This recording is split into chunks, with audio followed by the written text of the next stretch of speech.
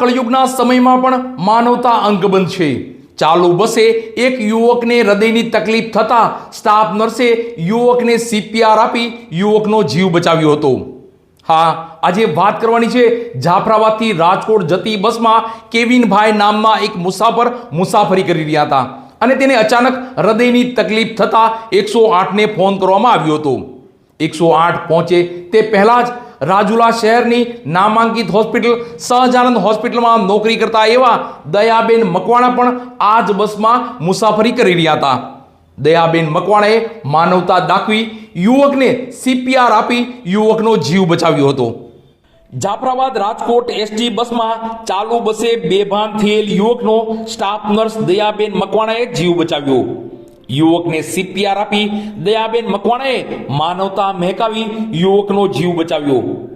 હજુ પણ આ દુનિયામાં માનવતા જીવંત છે, કારણ કે એક સ્ટાફ નર્સે જે બસમાં મુસાફરી સમયે જ ખરા અર્થમાં માનવતા મહેકાવી છે। અમરેલી જિલ્લાના રાજુલાની નામાંકિત સહજાનંદ હોસ્પિટલમાં સ્ટાફ નર્સ તરીકે દયાબેન મકવાણા નોકરી કરી રહ્યા છે। સ્ટાફ નર્સ દયાબેન મકવાણા જેઓ જાફરાબાદ રાજકોટ એસટી બસમાં રાજકોટ જઈ રહ્યા હતા અને તે સમયે બાબરા શહેર નજીક પહોંચતા અચાનક જ બસમાં કેવિનભાઈ નામના યુવક બેભાન થયો હતો અને તે ઘટનાના પગલે 108ની ટીમને જાણ કરવામાં આવી હતી, પરંતુ તાત્કાલિક 108 પહોંચી શકે એમ ન હતી, જેથી સમય સૂચકતા દાખવી બસમાં મુસાફરી કરી રહેલા સ્ટાફ નર્સ દયાબેન મકવાણા અને અન્ય એક નર્સ મહિલા સાથે મળીને યુવકનો જીવ બચાવવામાં આવ્યો હતો। સ્ટાફ નર્સ દયાબેન મકવાણા બેભાન થયેલા યુવકને CPR આપી ચાલુ બસમાં જ યુવકનો જીવ બચાવ્યો હતો।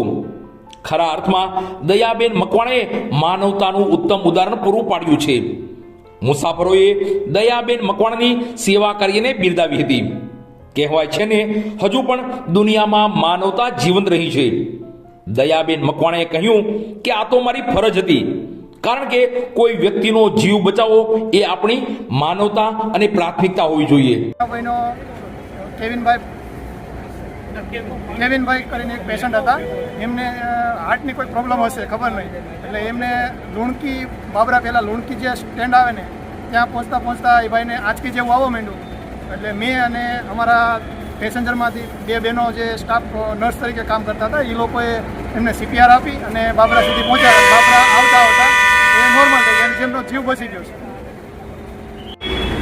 મારું નામ મકવાણા દયા છે। હું રાજુલા સહજાનંદ હોસ્પિટલમાં નોકરી કરું છું અને જાફરાબાદ રાજકોટ બસ છે એમાં હું મુસાફરી કરીને આવતી હતી, તો અચાનક એક ભાઈ હતા જે જામનગર જવાના હતા, એ બેહોશ થઈ ગયા એટલે આપણે એને 108માં ફોન કર્યો, પણ એ તાત્કાલિક ન પહોંચીએ કે અને હોસ્પિટલ પણ આપણે તાત્કાલિક ન પહોંચીએ કે તે માટે પહેલાં મારી ફરજમાં એ આવે માનવતાની ધ્યાનથી કે વ્યક્તિનો પહેલાં જીવ બચાવો એમ, એટલે અમે એને CPR આપી અને એનો જીવ બચાવ્યો છે। અને એ સંદેશ આપવા માગું છું કે આપણે આજુબાજુ અથવા આપણે મુસાફરી કરીએ ત્યારે કોઈ પણ વ્યક્તિને આવી રીતના બેહોશ થઈ જાય તો આપણે તાત્કાલિક હોસ્પિટલ કે એમ્બ્યુલન્સ નથી આવી શકતી, તો આપણે પહેલો આપણો ધ્યેય એ છે કે એને CPR આપી અને આપણે તેનો જીવ બચાવી શકીએ।